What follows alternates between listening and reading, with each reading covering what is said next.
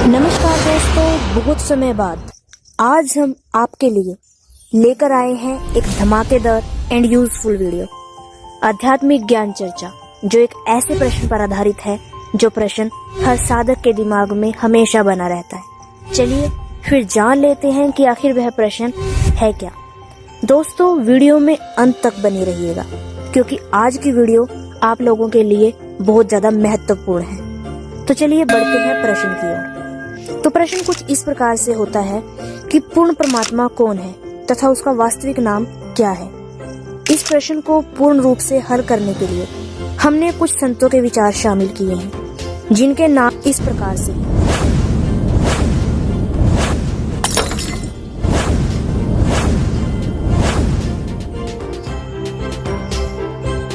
चलिए तो फिर सबसे पहले जान लेते हैं विचार महाश्रृंग दास जी के।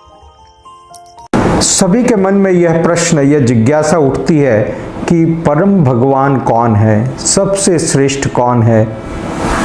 क्या वो ब्रह्मा जी हैं, क्या वो शिव जी हैं, या वो भगवान विष्णु हैं, या कृष्ण हैं। तो सारे देवताओं ने मिलकर के यह निश्चय किया कि इनमें से जो पूरी तरह से प्रकृति के गुणों के प्रभाव से परे हो, मुक्त हो, उसको भगवान माना जा सकता है। तो भृगु महर्षि इस प्रस्ताव को स्वीकार करके सबसे पहले सत्यलोक गए, जहाँ पर ब्रह्मा जी थे।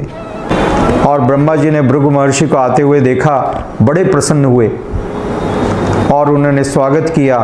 खड़े हुए ब्रह्मा जी, आओ आओ वत्स आओ। किंतु भृगु महर्षि ने वहां पहुंच करके ब्रह्मा जी का अभिवादन नहीं किया, झुक करके उनको प्रणाम नहीं किया, उनके प्रति कुछ स्तुति नहीं की। ऐसा देख करके ब्रह्मा जी को मन में बड़ा क्षोभ हुआ और फिर ब्रह्मा जी को मन में क्रोध भी आया। किंतु यह बात, ब्रह्मा जी के हृदय की यह बात को भृगु महर्षि जान गए और भृगु महर्षि वहां से चले। उन्होंने इस बात को समझ लिया कि ब्रह्मा जी इन प्रकृति के गुणों के परे नहीं हैं। इनको क्रोध आ रहा है अपना थोड़े अपमान से। इसके बाद भृगु महर्षि कैलाश पर गए, जहाँ पर भगवान शंकर माता पार्वती के साथ विराजमान थे। और भगवान शंकर भी भृगु महर्षि को देख करके अत्यंत प्रसन्न हो गए और उन्होंने अभिवादन किया। शंकर जी ने दोनों हाथ बढ़ाए आलिंगन करने के लिए और भृगु महर्षि ने दोनों हाथ पीछे कर लिए और कहा, नहीं नहीं रुको, ये क्या, आपके शरीर पे इतनी भभूत है, ये सांप है, आपका शरीर इतना पवित्र है, मैं यदि आपके गले मिलूंगा, आलिंगन करूंगा तो मैं भी अपवित्र हो जाऊंगा, स्नान करना पड़ेगा। ऐसा सुनकर शंकर जी को बड़ा क्रोध आया। अब भृगु महर्षि श्वेत द्वीप पर पहुंचे, जहां पर भगवान विष्णु शयन कर रहे थे। भृगु महर्षि ने भगवान के कक्ष में पहुंचकर बिना किसी सूचना दिए हुए, बिना किसी चेतावनी के सीधा जा करके बड़े कठोरता के साथ जोर से अपने चरणों से भगवान के वक्षस्थल, भगवान की छाती पर प्रहार किया। उन्हें यह बात स्पष्ट समझ में आने लगी कि वास्तविक रूप से विष्णु परम भगवान है। फिर भृगु महर्षि सारे ऋषि मुनियों के बीच पहुंचे और नैमिषारण्य में जाकर के भृगु महर्षि ने सारे ऋषि मुनियों के बीच में इस बात की घोषणा की कि वास्तविक रूप से विष्णु परम भगवान है। इस प्रकार से इस सत्य को भृगु महर्षि ने स्थापित किया। तो ये कथा, पौराणिक कथा, जिसके द्वारा यह स्थापित होता है कि विष्णु परम भगवान है, और ये सत्य को भृगु महर्षि ने पूरे विश्व के सामने उजागर किया। हरे कृष्णा, धन्यवाद। तो यह थे महाश्रृंग दास जी के विचार, जिन्होंने बताया कि पूर्ण परमात्मा ना तो ब्रह्मा जी हैं ना शिव जी, पूर्ण परमात्मा तो श्री हरि अर्थात विष्णु जी हैं। और आइए अब जान लेते हैं रुक्मणी कृष्ण प्रभु जी के विचार। प्रभुपाद जी से पहले किसी ने भी डंके की चोट पे बोला ही नहीं कि कृष्ण परम पुरुषोत्तम भगवान है। भगवान कह रहे हैं जोर जोर से मैं भगवान हूं, लेकिन गीता में जब ट्रांसलेट होता था आता ही नहीं था मैं भगवान हूं, कुछ पता ही नहीं किसी को कौन भगवान है। और फिर प्रभुपाद सरस्वती को बुलाया, उसने छोटी सी बालिका 4 साल की, है ना, हु इज कृष्णा, वो बोले Krishna is the supreme personality of God. बोले हमारा छोटा बच्चा भी इतना बड़ा प्रचारक है तो आप लोगों को भी नहीं पता। तो इसलिए हमें पूरा गर्व होना चाहिए कि प्रभुपाद ने इतना क्रिस्टल क्लियर सब कुछ दिया है। तो यह थे रुक्मणी कृष्ण प्रभु जी के विचार, जिन्होंने बताया कि पूर्ण परमात्मा श्री कृष्ण जी हैं। और आइए अब जान लेते हैं सिद्धेश्वर तीर्थ जी के विचार।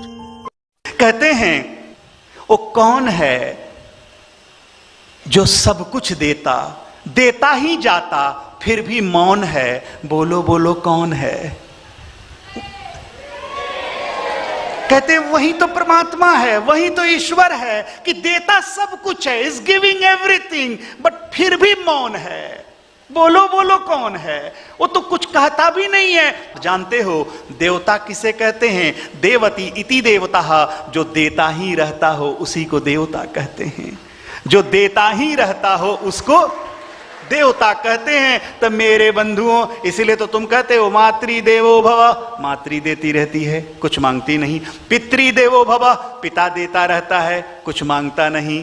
कहते हो कि गुरुदेवो भव, गुरु देता रहे, कोई मांगता नहीं। महानतम देवो भव, महानों को देवता कहते हो, देता रहता है, मांगता नहीं। सूर्य देवो भव, सूर्य हमेशा देता है। Sun is the most sources of energy, सारे एनर्जी को, मैक्सिमम एनर्जी को सन देता है, लेकिन वो एनर्जी किससे लेता है? किसी से नहीं।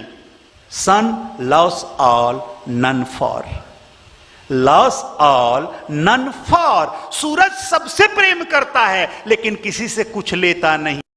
तो यह थे सिद्धेश्वर तीर्थ जी के विचार, जिन्होंने बताया कि पूर्ण परमात्मा वह है जो सब कुछ देता है, अर्थात माता पिता गुरु एवं सूर्य देव आदि, क्योंकि यह सब कुछ देते हैं। और आइए अब जान लेते हैं राजेंद्र शास्त्री जी के विचार। जय भारत। आपका प्रश्न और उसका जवाब। आपका प्रश्न है कि परमात्मा क्या है? जवाब है आप ही तो परमात्मा हो। आपका और प्रश्न है कि परमात्मा कौन है?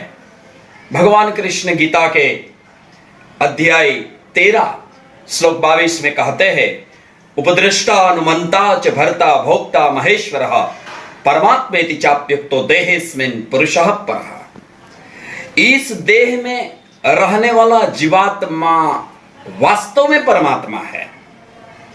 वही उपद्रष्टा, क्या करे क्या न करे बताने वाला है, निर्णय लेने वाला, इसलिए अनुमंता, सबका भरण पोषण करने वाला है, इसलिए वही भरता, जीव रूप से वही भोगता है। और ब्रह्मा आदि का भी स्वामी होने से वह महेश्वर नाम से कहलाता है, और शुद्ध सच्चिदानंद घन होने से वही परमात्मा है। अगर आपके पास देह है, आपने प्रश्न पूछा है तो मतलब देह है, और केवल देह नहीं है, इसमें जीव भी है। इसलिए जिसमें देह हो, जिसके पास देह हो, जिसमें जीवात्मा हो, वही परमात्मा है। तो यह थे राजेंद्र शास्त्री जी के विचार, जिन्होंने बताया कि हम स्वयं अर्थात प्राणी स्वयं ही परमात्मा है। और आइए अब अंत में जान लेते हैं संत रामपाल जी महाराज के विचार। हम आपसे जानना चाहते हैं कि पूर्ण परमात्मा कौन है तथा उसका वास्तविक नाम क्या है, कृपया करके बताइएगा। देखिएगा ऋग्वेद मंडल नंबर 9 सूक्त नंबर 1 मंत्र 9 में। अब हमने ऋग्वेद उठा लिया। ये सर्वदेशी कार्य प्रतिनिधि सभा महर्षि दान भवन रामला मैदान नई दिल्ली से छुपी है। ये उनका अनुवाद करता है, ये उनके मुद्रक हैं। अब देखिएगा, अब हम ऋग्वेद मंडल नंबर 9 सूक्त 1 के मंत्र नंबर 9 को ही पढ़ेंगे ओनली। मंडल 9 सूक्त 1 और मंत्र 9, ये देखिएगा। उस सोम स्वभाव वाले पुरुष को, उस अमर परमात्मा को जो शिशु रूप में प्रकट होता है, सब प्रकार से निये गौवें अभी अधन्या बिना दनाई पूर्ण रूप सब प्रकार से यानी कंवारी गौवें द्वारा तृप्त करती है, उसको गौवें तृप्त करती हैं। उस शिशु रूप में प्रकट परमात्मा को सब प्रकार से यानी पूर्ण रूप से कंवारी अनटच्ड नवरा अहन सिनिय क्या होता बता गौवे सब प्रकार से बिना दनाई यानी कंप्लीट जिन अनटच्ड कुंवारी गौवों के द्वारा वो तृप्त करती हैं गौवें उसको। अच्छा हो गया सिद्ध। अब हम फिर आते हैं ऋग्वेद मंडल नंबर 9 सूक्त नंबर 96 के 96 के मंत्र 16 से लेकर 20 तक। उसमें क्योंकि शिशु शब्द आया था इसलिए ये प्रकरण देना पड़ा कि वहाँ शिशु का क्या अर्थ हुआ। वो भगवान परमात्मा जब आते हैं लीला करते हैं दूसरे टाइप की एक शिशु रूप धारण करके धीरे धीरे बड़े होते हैं, तो उस समय वो अपने ज्ञान को उच्चारण करते हैं लोकोक्तियों के माध्यम से, कविताओं से, दोहावलियों के माध्यम से, शब्दों के माध्यम से, जैसे कवि बोला करते हैं। वो कबीर देव होता है और एक प्रसिद्ध कवियों में से भी एक उसको प्रसिद्ध पदवी प्राप्त होती है, लेकिन वो होता है भगवान। वो ऋषि रूप में और संत रूप में प्रकट होता है, भी प्रकट होता है, ऐसे लीलाएं करता है, शिशु रूप में भी प्रकट होता है। अब फिर आते हैं हम ऋग्वेद मंडल नंबर 9, ऋग्वेद मंडल नंबर 9 सूक्त नंबर 96 96 के मंत्र 16 में तो हमने पढ़ लिया था कि हे परमात्मन सर्वोपरि रहस्य यानी गुप्त अति गुप्त श्रेष्ठ जो आपका नाम, जो तुम्हारी संज्ञा है, जो तुम्हारा नाम है, असली नाम गुप्त, उसका ज्ञान कराएं। यहाँ कराया हो ज्ञान 17वें में। यहाँ शिशु रूप है, शिशुम जगानम हरियंतम वर्जंती शुभंती वहीन मृत गणेन कबीर गिरभी कावेना कबीर। इन्होंने यहाँ थोड़ी घुसपैठ कर रखी, दूसरे कबीर का अर्थ नहीं कर रखा।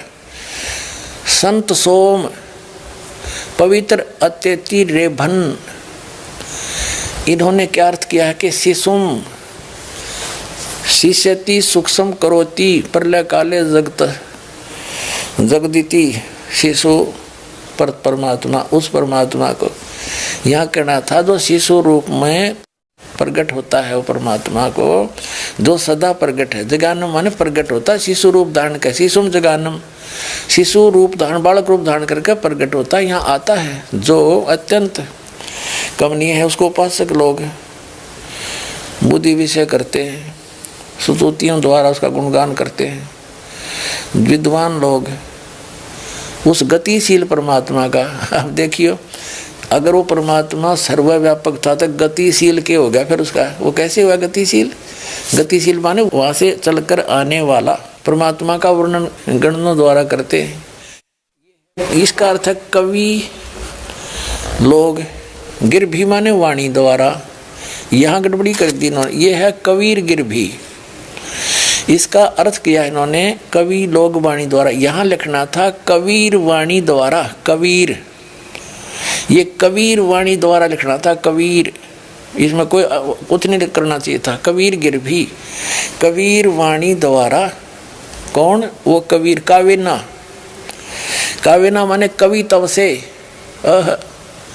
कवितव से यानी कावेन, कावेन माने कवितव से यानी कवितव, जैसे कवि बोला करते हैं लोकोक्तियों के माध्यम से और दोहों के माध्यम से, साखियों के माध्यम से, शब्दों के माध्यम से वो अपनी महिमा का वर्णन आप ही करते हैं।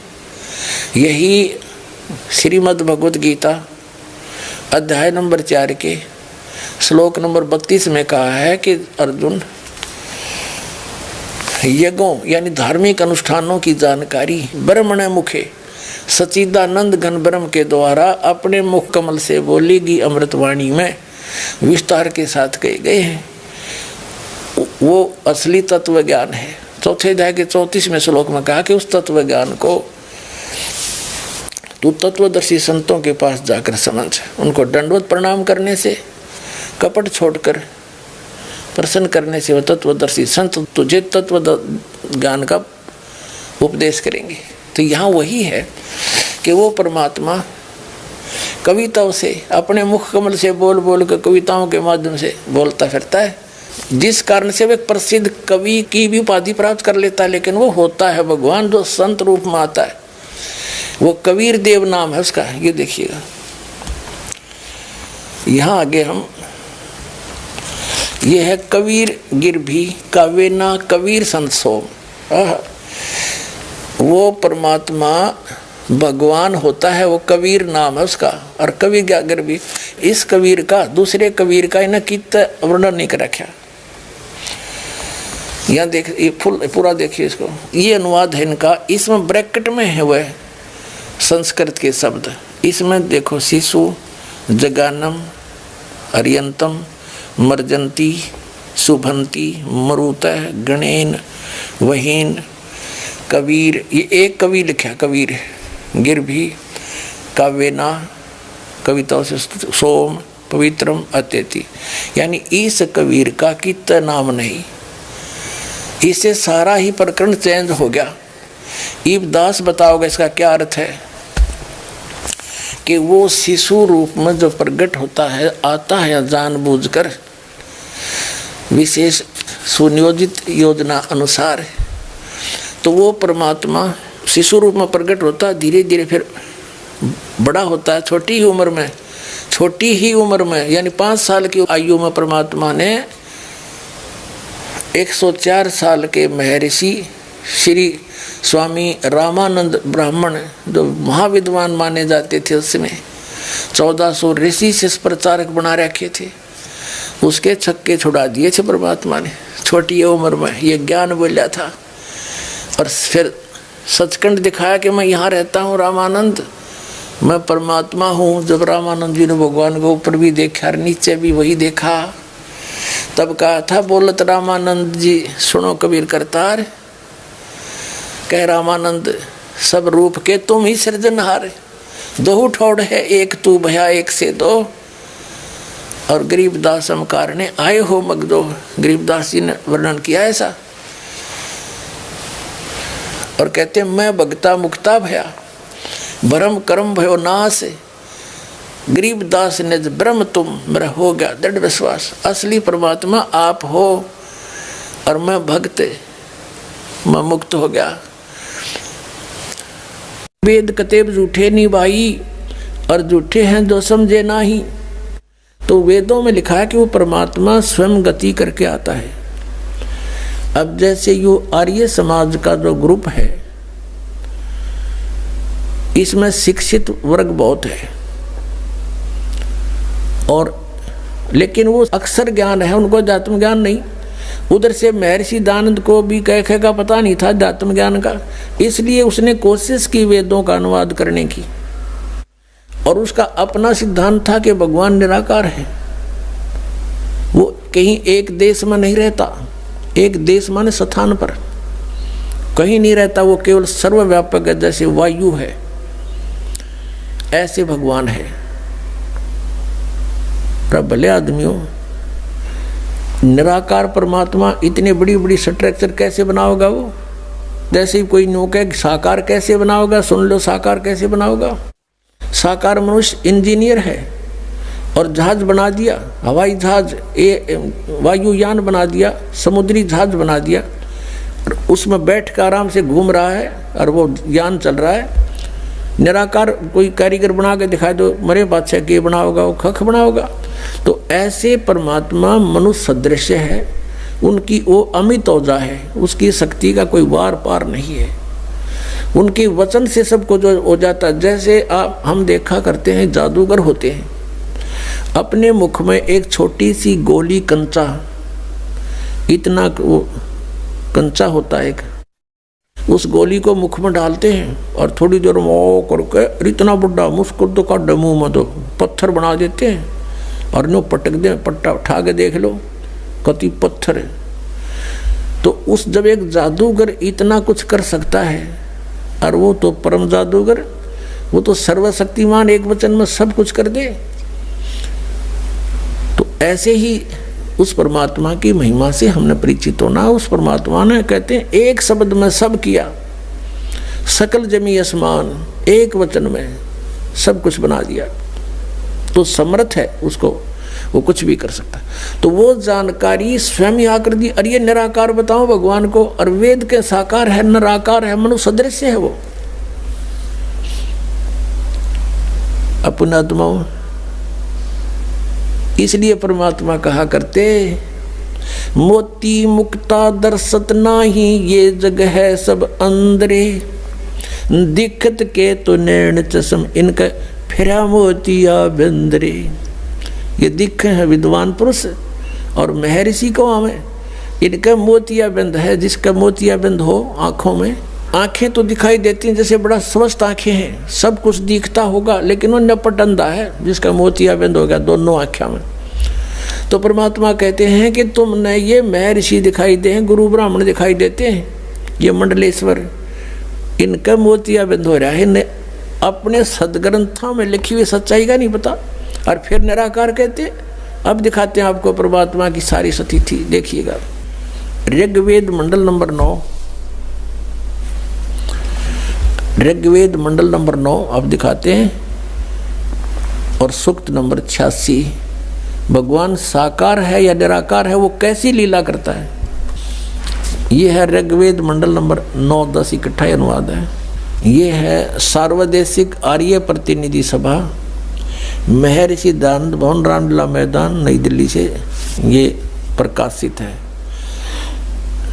और ये मुद्रक है Prince offset printer 1510 Pataudi house, Daryaganj, नई दिल्ली से ये छपा है। छप्पा खाना इसका ये, और देखना। ये है ऋग्वेद मंडल नंबर 9 और सूक्त 86 का मंत्र नंबर 26। इसमें लिखा कि यज्ञ करने वाले यजमानों के लिए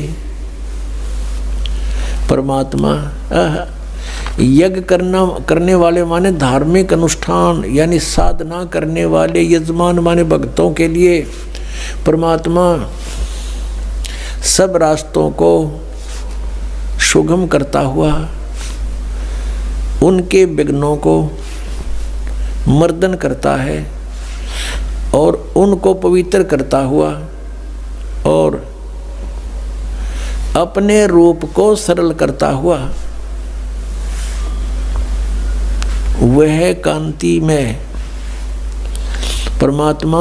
यह लिखना था कबीर देव। कवि कोई भी सर्वज्ञ नहीं हो सकता जिसको सारा ज्ञान हो। कवि कविता बना सकता है, ये कबीर देव लिखना था यहाँ पर। वो कबीर देव विद्युत के समान यानी आकाशीय बिजली की तरह सेकंड में नीचे आ जावे, क्रीड़ा करता हुआ, ऐसे लीला करता हुआ वर्णीय पुरुष को यानी अच्छी आत्मा को प्राप्त होता है। अच्छी आत्मा को आके मिलता है, जैसे आदरणीय धर्मदास जी को मिले, आदरणीय नानक साहिब जी को मिले, आदरणीय मुल्कदास साहिब जी को मिले, आदरणीय दादू साहिब जी को मिले, आदरणीय गरीबदास साहिब जी गांव छुरानी जिला दद्दर हरियाणा वाले को मिले, आदरणीय गीसा दास साहिब जी गांव खेखड़ा यूपी मेरठ वाले को मिले। तो अच्छे पुरुष को आकर प्राप्त होता है। वो कहाँ रहता है भगवान? 27वें श्लोक में ऋग्वेद मंडल नंबर 9 और सूक्त नंबर 86 का 26 पढ़कर 27 में पा गए। इसमें इन्होंने ये जो निराकार मानते थे भगवान को और वेद बता रहे हैं, वह परमात्मा प्रकाश पुंज को, परमात्मा को, जो परमात्मा ध्रुवलोक के तीसरे पृष्ठ पर विराजमान है वहाँ रहता है। तीसरे एक स्थान पर रहता है ध्रुवलोक के यानी उस तेजो में लोक सतलोक के एक स्थान पर, तीसरे स्थान पर विराजमान है, स्थान पर विराजमान है, वहाँ रहता है। निराकार क्यों करो भगवान जब वहाँ बैठा है? आगे दिखाते हैं। यह है ऋग्वेद मंडल नंबर 9 सूक्त 82 का। ऋग्वेद मंडल नंबर 9 और सूक्त 82। और यहाँ देखें, ये है 82वां, 81वां समाप्त हुआ, ये 82वां शुरू हो जाता है। इसका प्रथम मंत्र है। इसमें लिखा है कि जो सर्वोत्पादक प्रभु, सबकी उत्पत्ति करने वाला परमेश्वर प्रकाश रूप है। इसका अर्थ है वो तेजोमय रूप साकार है, सद्गुणों की वृष्टि करने वाला, पापों का हरण करने वाला, पाप नाश करने वाला, पाप क्षमा करने वाला है। वह राजेव, राजा के समान, राजेव इसका अर्थ है राजा के समान आगे लिखा है। ये देखना, ये 269 पृष्ठ पे पढ़ रहे हैं। कोई भ्रमत कर देगा कि दूसरा पृष्ठ दिखा दिया होगा। ये 270 दिखाऊंगा। ये देखो 270 यहाँ लिखा है। 82 का पहला पढ़ रहे हैं, 82 का 9 के 82 का। राजा के समान दर्शनीय है, वो देखने जोगा है, विजिबल है, वो साकार है। राजा की तरह तो मनुष्य जैसा ही हुआ। और वह पृथ्वी आदि लोक लोकांतरों के चारों ओर शब्दमान हो रहा है। वह वर्णीय पुरुष को, वर्णीय माने अच्छी आत्मा को, श्रेष्ठ पुरुष को, जो दृढ़ भक्त है, जो दृढ़ भक्त है उसको पवित्र करता हुआ प्राप्त होता है। जैसे आदरणीय धर्मदास साहिब जी को, जो दृढ़ भक्त थे उसके बाद डगमग नीवे आदरणीय मुलुकदास साहिब जी को, आदरणीय दादूदास साहिब जी को, आदरणीय गरीबदास साहिब जी गांव छुड़ानी जिला जज्जर हरियाणा वाले को, और आदरणीय घीसा दास साहिब जी को गांव खेखड़ा मेरठ यूपी वाले को। ये दृढ़ भक्त आज तक डगमग नहीं हुए, दुनिया को हिला के रख दिया इन्होंने। इनको भगवान में ले आकर के को पवित्र करता हुआ प्राप्त होता है वर्णीय पुरुष, अच्छी आत्मा को। जिस प्रकार विद्युत माने आकाशीय बिजली स्नेह वाले स्थानों को आधार बनाकर प्राप्त होता है। देखो कितना स्पष्ट किया इन्होंने। ऋग्वेद मंडल नंबर 9 और सूक्त नंबर 81 में कति कंसेप्ट क्लियर कर दिया कि वो परमात्मा राजा की तरह देखने जोगा है। राजा का अर्थ है कि वो शक्तिशाली होता है, मनुष्य सदृश ही है, राजा के समान है और साकार है, देखने जोगा है। और वो अच्छी आत्मा को वहाँ से चलकर आकर मिलता है ये। और जो दृढ़ भक्त होते हैं उनको मिलता है, अन्य को नहीं। जैसे आकाश की बिजली, आकाशीय बिजली गिरती है, वो किसी वस्तु पर गिरती है जहाँ उसका विशेष अट्रैक्शन बनता है। पुराने समय में जब कांसी धातु के बेले थाली हुआ करते प्रांत, और उनको अगर वर्षा के दिनों में कहीं बाहर वो पड़े रह जाते तो हमारे बुजुर्ग दादी माता कहा करते थे कि कांसी के बर्तन पर बिजली गिर जाती है, जब उसका संयोग होता है ऊपर से गिरने का, तो वहाँ अवश्य उसी को तुरंत वहीं आकर के अट्रैक्ट होती है, उस कारण उस खिंची आती है, उसी पर गिरती है। उसको उठवाकर अंदर रखवा दिया करते थे। तो कहने का भाव ये है कि परमात्मा उस बिजली की तरह, जैसे वो अपने विशेष जिस पर वो आकर्षण होता वहीं गिरती है, ऐसी स्थिति से परमात्मा उन दृढ़ भक्तों को आकर मिलता है जो मिलन जोग्य हों, जिनको वो उनसे आकर्षित होता है, ताकि ये मेरी आगे बढ़ा सकें, इस ज्ञान को, काल के जाल को हटा सकें, मेरे प्यारी आत्माओं तक ये संदेश पहुंचा सकें। और उनका क्या कर ले, आंखें देखें जब भी ना मानो न भगवान मिल लेगा, उन तक काला मिल लेगा जहाँ ये रह रहे हैं। अब 9वें मंडल सूक्त 82 का मंत्र 1 पढ़ लिया, अब 2 दिखाते हैं, देखिएगा। ऋग्वेद मंडल नंबर 9 सूक्त 82 का हमने ये पढ़ लिया, अब 2 पढ़ते हैं। वो परमात्मा किस उद्देश्य से आता है? हे परमात्मन, उपदेश करने की इच्छा से आप महापुरुषों को प्राप्त होते हो, अच्छी आत्माओं को, महान आत्माओं को प्राप्त होते हो, और आप अत्यंत गतिशील पदार्थ के समान हमारे आध्यात्मिक यज्ञों को प्राप्त होते हो। यानी अत्यंत गतिशील पदार्थ के समान, यानी जैसे बिजली चलती है, बिजली जैसी गति से आप, और उपदेश करने के लिए आते हो, यहाँ पर सच्चा ज्ञान देने के लिए। आप कबीर देव हैं, आप कबीर देव, यह लिखना था, सर्वज्ञ लिख दिया, आप यहाँ लिखना था आप कबीर देव हैं। हम उसको कबीर साहब कहते हैं, आप कबीर साहब हैं, शुद्ध स्वरूप है। अब जैसे ये अभी आपको दिखा था, जहाँ यजु लिखा हो तो यजुर्वेद लिखना पड़ेगा वहाँ पर, वो इन्होंने किया भी है। महर्षि दानंद ने यजुर्वेद के 36वें अध्याय के प्रथम मंत्र में यजु का अर्थ यजुर्वेद किया है, तो यहाँ लिखना था वो कबीर देव है, वो शुद्ध स्वरूप है। हमारे पापों को हे दूर करके, हे सोम, हे अमर परमात्मा हमको सुख दे। पुण्यात्मा, वेद पढ़े पर भेद न जाने, ये बातें पुराण 18। वेद पढ़े पर भेद न जाने, गुरु बिन काहू न पाया ज्ञाना, जो थो था बूछड़े मूड किसाना। गुरु बिन वेद पढ़े जो प्राणी, समझे न सार रहे अज्ञानी। ये अज्ञानी रहे इन वेदों को पढ़ा करते, महर्षि को आगे इन कक्का भी नहीं पता था। अब जैसे परमात्मा मनुष्य दृश्य ये सिद्ध होगा, राजा के समान देखने जोगा है, और वहां से गति करके आता है, जिन महापुरुषों को मिलता है, जिन महापुरुषों ने मिला उन्होंने बताया कबीर इज गॉड। वो कबीर देव काशी में हम सुल्तानी नानक तारे दादू को उपदेश दिया, जात जुलाहा भेद न पाया, वो काशी में कबीर हुआ।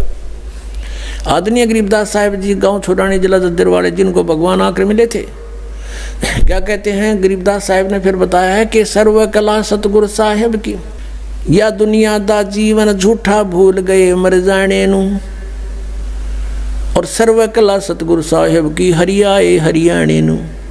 वो परमात्मा हरियाणा में आए गरीबदास जी 280 वर्ष पहले, लगभग सन 1727 में, लगभग 300 वर्ष हो गए, 300 वर्ष से भी ऊपर हो गए। सन 1727 में परमात्मा आए थे, और सन 1866 में न सन 1966 में हरियाणा और पंजाब अलग हुए। जब हरियाणा क्षेत्र का नाम पड़ा था, यो हरियाणा प्रांत बना था, उससे भी कितने वर्ष पहले, 200-250 वर्ष पहले परमात्मा ने लिख दिया, बोल दिया था। गरीबदास साहिब जी ने कहा था कि हरि आए हरियाणे नू। उनके वचन से फिर यो हरियाणा क्षेत्र आज बनकर रहा, ताकि हम इस परमात्मा की वाणी को समझा सकें। अगर ये वाणी 200 वर्ष पहले बोलते, 100 वर्ष 50 वर्ष पहले से बोलते, तो कौन से कहाँ थे, हरियाणा था ही नहीं, जब नाम निशान नहीं था। तो ये हरियाणा बनवा दिया, रीबिया वाणी हमारे को याद दिला दी कि हरि आए हरियाणे नू। इनको पता था मालिक का कि इस वाणी का कहाँ आवश्यकता पड़ेगी, किस समय में।